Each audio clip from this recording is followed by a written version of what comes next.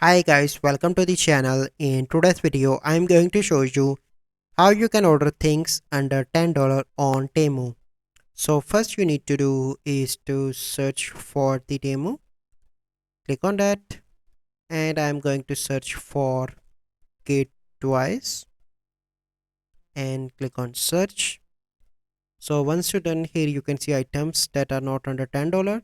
So you simply need to click on this filter, scroll down here and click on price.